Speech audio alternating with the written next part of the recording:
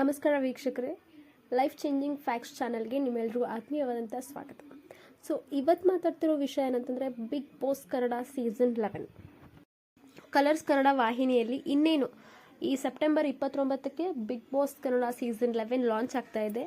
So ಎಲ್ಲರೂ ಹೋಗಿ ನೋಡಿ ಶೋನ.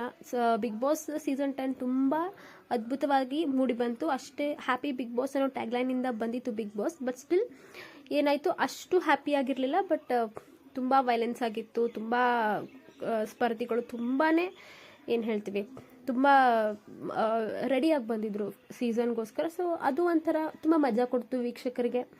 ತುಂಬಾ ಇಷ್ಟ ಆದಂಥ ಬಿಗ್ ಬಾಸ್. ಆಮೇಲೆ ಬಿಗ್ ಬಾಸ್ ಇತಿಹಾಸದಲ್ಲೇ ಬಿಗ್ ಬಾಸ್ 10 ಹೆಚ್ಚು TRPಯನ್ನು ಗಳಿಸಿದಂಥ ಸೀಸನ್. ಬಿಗ್ ಬಾಸ್ 10 ಹೇಗೆ ಹೆಚ್ಚು TRPಯನ್ನು ತಂದು ಕೊಡ್ತು, ಸೊ ಬಿಗ್ ಬಾಸ್ 11ಗೆ ಟೀಮ್ ಅಷ್ಟೇ ಸ್ಟ್ರಾಂಗ್ ಆಗಿ ರೆಡಿ ಆಗಿದೆ. ಬಿಕಾಸ್ ಅಷ್ಟು TRPನ ಈ ಸಲ ಬೀಟ್ ಮಾಡಲೇಬೇಕು.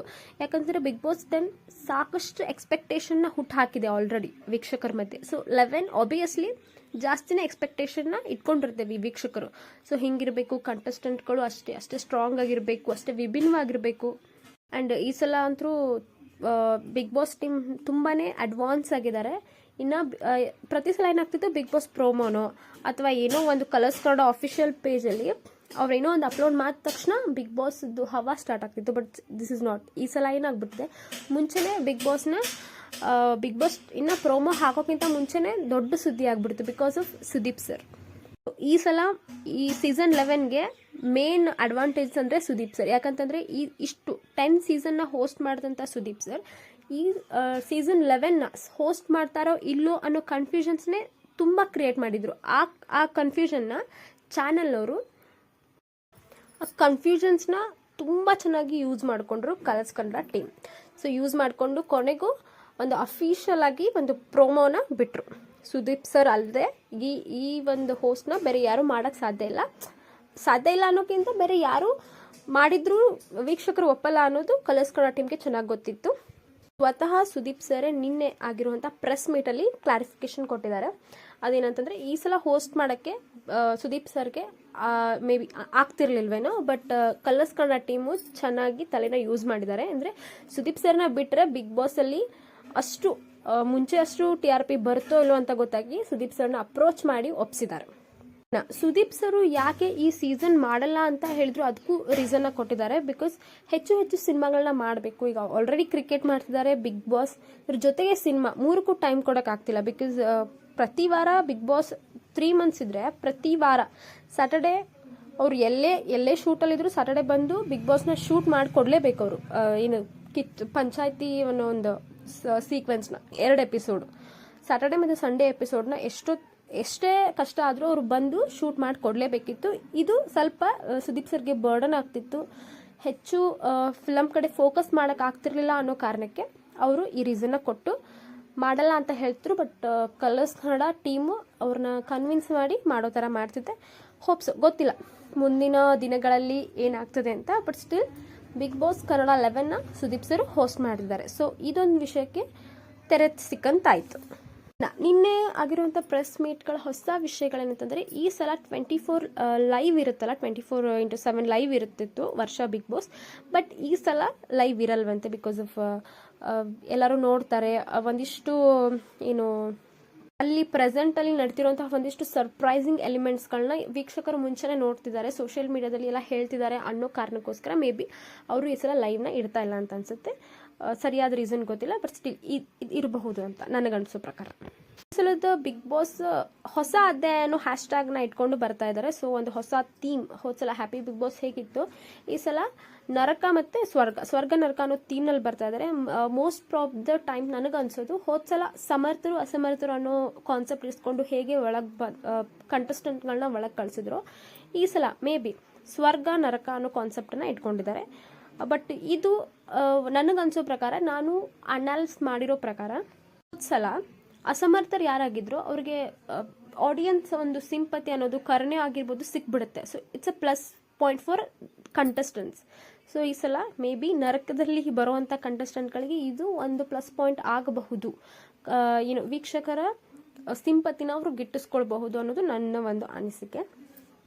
ಇದರಲ್ಲಿ ಒಂದು ಈ ಈ ಸ್ಯಾಟರ್ಡೆ ಸಂಡೇ ನಡೆಯುವಂತಹ ಬಿಗ್ ಬಾಸ್ ರಾಜಾ ರಾಣಿದು ಗ್ರ್ಯಾಂಡ್ ಫಿನಾಲೆಯಲ್ಲಿ ಒಂದಿಷ್ಟು ಕಂಟೆಸ್ಟೆಂಟ್ಗಳನ್ನ ಅವರು ಮುಂಚೆನೇ ಇಂಟ್ರೊಡ್ಯೂಸ್ ಮಾಡ್ತಾ ಇದ್ದಾರೆ ಅಂತ ಪ್ರೆಸ್ ಮೀಟಲ್ಲಿ ನಿನ್ನೆ ಅಫಿಷಿಯಲ್ ಆಗಿ ಅವರೇ ಅನೌನ್ಸ್ಮೆಂಟ್ ಮಾಡಿದ್ದಾರೆ. ಇದು ಒಂದು ಹೊಸ ಸ್ಟ್ರಾಟಜಿನೂ ಇರಬಹುದು. ಬಿಕಾಸ್ ಇದು ಎರಡು ಥರ ಪಾಯಿಂಟ್ ಆಫ್ ವ್ಯೂವಲ್ಲಿ ಹೋಗುತ್ತೆ. ಒಂದು ರಾಜಾ ರಾಣಿ ಫಿನಾಲೆದು TRPನ ಹೈಪ್ ಕೂಡ ಮಾಡುತ್ತೆ ಇದೊಂದು. ಯಾಕಂದರೆ ಎಲ್ಲರೂ ನೋಡ್ತಾರೆ, ಬಿಗ್ ಬಾಸ್ ವ್ಯೂವರ್ಸ್ ಯಾರ್ಯಾರಿದ್ದಾರೆ, ಯಾರು ಕಂಟೆಸ್ಟೆಂಟ್ ಅನ್ನೋ ಕ್ಯೂರಿಯಾಸಿಟಿಲಿ ನೋಡ್ತಾರೆ. ಇನ್ನು ಅದ್ರ TRPನೂ ಜಾಸ್ತಿ ಆಗುತ್ತೆ. ಆ್ಯಂಡ್ ಇನ್ನೊಂದು ಹೊಸ ಸ್ಟ್ರಾಟಜಿ ಕೂಡ, ಯಾವತ್ತು ಯಾವುದೇ ಸೀಸನಲ್ಲೂ ಮುಂಚೆ ಯಾವುದೇ ಕಂಟೆಸ್ಟೆಂಟ್ಗಳನ್ನ ಇಂಟ್ರೊಡ್ಯೂಸ್ ಮಾಡಿಕೊಟ್ಟಿಲ್ಲ. ತುಂಬ ಸೀಕ್ರೆಟಾಗಿ ಮೇಂಟೈನ್ ಮಾಡ್ತಿದ್ರು. ಬಟ್ ಈ ಸಲ ಒಂದಿಷ್ಟು ಕಂಟೆಸ್ಟೆಂಟ್ಗಳನ್ನ ಅವರು ಮುಂಚೆನೇ ಅನೌನ್ಸ್ಮೆಂಟ್ ಮಾಡ್ತಿದ್ದಾರಂತೆ. ಸೊ ಎರಡು ಪಾಯಿಂಟ್ ಆಫ್ ವ್ಯೂ, ಒಂದು ರಾಜಾ ರಾಣಿದು ಫಿನಾಲೆದು TRPನ ಜಾಸ್ತಿ ಮಾಡೋದು ಆಗಿರ್ಬೋದು. ಆಮೇಲೆ ಇನ್ನೊಂದು ಬಿಗ್ ಬಾಸ್ ವ್ಯೂವರ್ಸ್ನ ಸೆಳೆಯೋದಕ್ಕೂ ಇದೊಂದು ಮಾರ್ಗ. ಸೊ ಎರಡು ಪಾಯಿಂಟ್ ಆಫ್ ವ್ಯೂಲಿ ಬರುತ್ತೆ. ಸೊ ಅಲ್ಲಿ ಒಂದಿಷ್ಟು ಕಂಟೆಸ್ಟೆಂಟ್ಸ್ಗಳನ್ನ ಮುಂಚೆನೇ ಪರಿಚಯ ಮಾಡಿಕೊಟ್ಟು ಅಲ್ಲಿ ಒಂದು ವೋಟಿಂಗ್ ಸೆಷನ್ ಅಂತ ಆಗುತ್ತೆ. ಯಾರು ಆಡಿಯನ್ಸಿಂದನೇ ಅವರು ವೋಟ್ ಮಾಡಿಸ್ತಾರೆ, ಯಾರನ್ನ ನರಕಕ್ಕೆ ಕಳಿಸ್ಬೇಕು, ಯಾರನ್ನ ಸ್ವರ್ಗಕ್ಕೆ ಕಳಿಸ್ಬೇಕು. ಹೋದ ಸಲ ಆಯ್ತಲ್ಲ, ಇವರು ಮನೆ ಒಳಗೆ ಹೋಗಬೇಕು ಹೋಗಬಾರ್ದು ಅಂತ ಆಡಿಯನ್ಸ್ ಹತ್ರನೇ ವೋಟಿಂಗ್ ಮಾಡಿ ಕಳಿಸಿದ್ರು. ಇದು ಒಂದು ಅವ್ರದ್ದು ಬಿಗ್ ಬಾಸ್ ಅವ್ರದ್ದು ಒಂದು ಸ್ಟ್ರಾಟಜಿ. ಬಿಕಾಸ್ ಎಲ್ಲಾನು ನೀವೇ ಸೆಲೆಕ್ಟ್ ಮಾಡಿ ಕಳಿಸಿದ್ರಿ ಅನ್ನೋದನ್ನ ಅವರು ಆಡಿಯನ್ಸ್ ಮೇಲೆ ಹಾಕ್ತಾರೆ. ಬಟ್ ಸ್ಟಿಲ್ ಆ ಥರ ಇರಲ್ಲ. ಅವ್ರಿಗೆ ಯಾವ ಕ್ಯಾರೆಕ್ಟರ್ಸ್ನ ಒಳಗೆ ಕಳಿಸ್ಬೇಕಿರುತ್ತೆ, ಯಾವ ಕ್ಯಾರೆಕ್ಟರ್ಸ್ನ ನರಕಕ್ಕೆ ಕಳಿಸ್ಬೇಕಿರುತ್ತೋ, ಸ್ವರ್ಗಕ್ಕೆ ಕಳಿಸ್ಬೇಕಿರುತ್ತೋ, ಆ ವ್ಯಕ್ತಿಯ ಕ್ಯಾರೆಕ್ಟರ್ ಮೇಲೆ ಅವರು ಮುಂಚೆನೇ ಡಿಸೈಡ್ ಮಾಡಿರ್ತಾರೆ. ಬಟ್ ಅದು ಹೊರನೋಟಕ್ಕೆ ಏನು ಅನಿಸುತ್ತೆ, ಆಡಿಯನ್ಸ್ ಪೋಲ್ ಮೇಲೆ ನಾವು ಕಂಟೆಸ್ಟೆಂಟ್ನ ಚೂಸ್ ಮಾಡಿದ್ದೀವಿ ಅಥವಾ ಸ್ವರ್ಗಕ್ಕೋ ನರಕಕ್ಕೋ ಅಂತ ನಾವು ಹಾಕಿದ್ದೀವಿ ಅನ್ನೋದು ನಿಮ್ಮ ವೋಟಿಂಗ್ ಮೇಲೆ ಅದು ಡಿಪೆಂಡ್ ಆಗಿರುತ್ತೆ ಅಂತ ಅವ್ರು ಆಡಿಯನ್ಸ್ ಮೇಲೆ ಒಂದು ಹಾಕ್ಬಿಡ್ತಾರೆ. ಬಟ್ ಸ್ಟಿಲ್ ಅವರು ಮುಂಚೆನೇ ಪ್ಲಾನಡ್ ಆಗಿರುತ್ತೆ, ಯಾವ ಕಂಟೆಸ್ಟೆಂಟ್ನ ಕಳಿಸ್ಬೇಕು, ಅವ್ರನ್ನ ಯಾವ ಕ್ಯಾಟಗರಿಗೆ ಕಳಿಸ್ಬೇಕು ಅನ್ನೋದು ಮುಂಚೆನೇ ಪ್ಲಾನಡ್ ಆಗಿರುತ್ತೆ. ಪ್ರೆಸ್ ಮೀಟಲ್ಲಿ ಒಂದು ಕ್ಲಾರಿಫಿಕೇಶನ್ನ ಕೊಟ್ಟಿದ್ದಾರೆ. ಅದು ಸ್ವರ್ಗ ನರಕ ಅನ್ನೋ ಥೀಮ್ ಇರುತ್ತೆ. ಆ್ಯಂಡ್ ಆಬ್ವಿಯಸ್ಲಿ ಸ್ವರ್ಗ ನರಕ ಅನ್ನೋ ಥೀಮ್ ಇರುತ್ತೆ ಅಂತಂದಮೇಲೆ ಸ್ವರ್ಗಕ್ಕೆ ಒಂದಷ್ಟು ಜನ, ನರಕಕ್ಕೆ ಒಂದಷ್ಟು ಜನ ಕಳಿಸ್ತಾರೆ. ಡಿಪೆಂಡಿಂಗ್ ದೇರ್ ಕ್ಯಾರೆಕ್ಟರ್ಸ್, ಅವರ ಒಂದು ಕ್ಯಾರೆಕ್ಟರೈಸೇಷನ್ ಹೇಗಿದೆ, ಆ ವ್ಯಕ್ತಿಯ ಪರ್ಸ್ಪೆಕ್ಟಿವ್ಸ್ ಹೇಗಿದೆ, ಅದ್ರ ಮೇಲೆ ವ್ಯಕ್ತಿಗಳನ್ನ ಸ್ವರ್ಗಕ್ಕೂ ನರಕಕ್ಕೂ ಅಂತ ಕಳಿಸ್ತಾರೆ. ಸೊ ಕಳಿಸಿದಾದ್ಮೇಲೆ ಹೇಗಿರುತ್ತೆ ಅಂತ ಒಬ್ಬರು ರಿಪೋರ್ಟರ್ ಏನೋ ಕ್ವಶನ್ ಕೇಳಿದಾಗ ಅವ್ರು ಹೇಳಿದರು, ನರಕ ಅಂದಮೇಲೆ ಆಬ್ವಿಯಸ್ಲಿ ಫೆಸಿಲಿಟೀಸ್ ಯಾವುದೂ ಇರಲ್ಲ, ಸ್ವರ್ಗ ಅಂದಮೇಲೆ ಎಲ್ಲ ಫೆಸಿಲಿಟೀಸ್ನ ಕೊಟ್ಟಿರ್ತಾರೆ. ಸೊ ಆ್ಯಸ್ ಇಟ್ ಈಸ್ ಹೋದ ಸೀಸನಲ್ಲಿ ಸಮರ್ಥರು ಅಸಮರ್ಥರು ಅಂತ ಕಳಿಸಿದ್ರಲ್ಲ, ಸೊ ಸೇಮ್ ಅಂತ ನನಗನ್ಸುತ್ತೆ. ನೋಡಬೇಕು, ಇದು ಸೀಸನ್ನ ನೋಡಿದ ಮೇಲೆ ಗೊತ್ತಾಗೋದು ಯಾವ ಥರ ಇರುತ್ತೆ, ಹೇಗಿರುತ್ತೆ ಅಂತ. ಬಟ್ ತುಂಬ ಇಂಟ್ರೆಸ್ಟಿಂಗ್ ಆಗೋಂತೂ ಇರುತ್ತೆ. ಈ ಸಲದ ಬಿಗ್ ಬಾಸ್ ಟೀಮ್ ತುಂಬ ಹಾರ್ಡ್ ವರ್ಕಿಂಗ್ ಆಗಿದೆ. ಆಮೇಲೆ ಎಲ್ಲ ವೀಕ್ಷಕರನ್ನ ತಮ್ಮ ಹತ್ರ ಸೆಳ್ಕೊಳ್ಳೋದಕ್ಕೆ ಅಥವಾ ಎಂಗೇಜ್ಡ್ ಆಗಿ ಇಟ್ಕೊಳ್ಳೋದಕ್ಕೆ ಏನೇನು ಬೇಕೋ ಅದನ್ನ ಎಲ್ಲ ಸ್ಟ್ರಾಟಜೀಸ್ನು ಬಿಗ್ ಬಾಸ್ 11 ಮಾಡ್ತಾ ಇದ್ದಾರೆ. ಆ್ಯಂಡ್ ವಿಡಿಯೋ ಕ್ವಾಲಿಟಿ ಆಗಿರ್ಬೋದು, ಪ್ರೋಮೋಗೆ ಸಪ್ರೇಟ್ ಫ್ಯಾನ್ ಬೇಸ್ ಅಂತ ಹೇಳ್ಬೋದು. ಇಷ್ಟು ದಿನ ಬಂದಿರೋ ಅಷ್ಟು ಪ್ರೋಮೋಕ್ಕಿಂತ ಈ ಸಲ ಬಂದಿರೋ ಪ್ರೋಮೋ ಇಟ್ಸ್ ವೆರಿ ಸೂಪರ್. ನನಗಂತೂ ಪರ್ಸ್ನಲಿ ತುಂಬ ಇಷ್ಟ ಆಯಿತು. ಆ್ಯಂಡ್ ಸುದೀಪ್ ಸರ್ನ ತೋರಿಸಿರೋ ರೀತಿ ಆಗಿರ್ಬೋದು, ಒಂದು ಫಿಲಮ್ ಟ್ರೈಲರ್ ನೋಡಿದಷ್ಟು ಅನುಭವ ಈ ಬಿಗ್ ಬಾಸ್ 11 ಪ್ರೋಮೋದಲ್ಲಿತ್ತು. ಸೊ ಒಟ್ಟಾರೆ ಹೇಳಬೇಕಿತ್ತಂದರೆ ಬಿಗ್ ಬಾಸ್ 11 ತುಂಬ ಕ್ಯೂರಿಯಾಸಿಟಿನ ಇಟ್ಕೊಂಡು ಬರ್ತಾ ಇದ್ದಾರೆ. ನೋಡಬೇಕು, ಸೆಪ್ಟೆಂಬರ್ 29 ಸ್ಟಾರ್ಟ್ ಆಗ್ತಿದೆ. ಯಾವ ಕಂಟೆಸ್ಟೆಂಟ್ಗಳು ಬರ್ತಿದ್ದಾರೆ, ಹೇಗಿರುತ್ತೆ ಶೋ ಅಂತ ನೋಡಬೇಕು. ಸೊ ಬಿಗ್ ಬಾಸ್ ಬಗ್ಗೆಯ ಕಂಪ್ಲೀಟ್ ಅಪ್ಡೇಟ್ಗಳನ್ನು ನಮ್ಮ ಚಾನಲಲ್ಲಿ ನೀವು ನೋಡಬಹುದು. ಬರೀ ಅಪ್ಡೇಟ್ಸ್ ಅಲ್ಲ, ಪ್ರೋಮೋಸ್ ಆಗಿರ್ಬೋದು ಆ್ಯಂಡ್ ಕಂಟೆಸ್ಟೆಂಟ್ಗಳಾಗಿರ್ಬೋದು ಆ್ಯಂಡ್ ಪೂರ್ತಿ ಒಂದು ಎಪಿಸೋಡ್ ರಿವ್ಯೂಸ್ ಕೂಡ ಇನ್ಮೇಲೆ ಈ ಚಾನಲಲ್ಲಿ ವಿಡಿಯೋಸ್ ಬರುತ್ತೆ.